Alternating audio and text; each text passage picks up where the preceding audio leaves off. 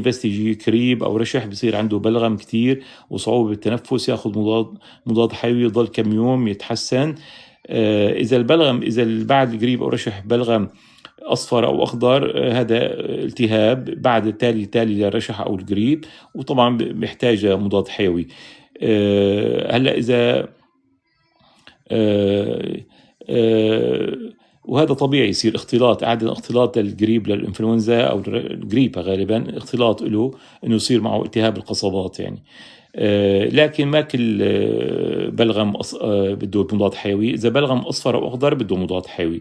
أما إذا البلغم أبيض فهذا طبيعي يصير بعد الرشح والإنفلونزا، يصير في بلغم، يصير في بلغم وبخف تدريجيا. هلا إذا في صعوبة بالتنفس كمان مع البلغم، معناتها بيصير معه تضيق بالقصبات. وجود بلغم وتضيق القصبات هذا معناتها بيصير معه نوع من ربو يعني، وخاصة إذا في صفير. إذا الرشح البلغم البلغم الأبيض بسبب الجريب والرشح، وتشنج بالقصبات وما يربو تالي للالتهاب الجريب، هذا بيسبب له ربو. فعنده استعداد، يعني عنده استعداد للربو. الربو خاصة عنده هون بسبب تالي الجريب أو رشح.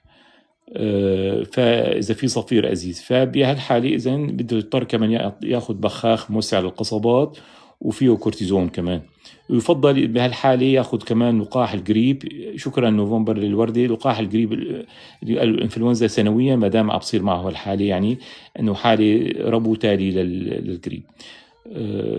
يفضل نعمل صورة للصدر لتطمئن ما يكون عنده مشكلة رئوية،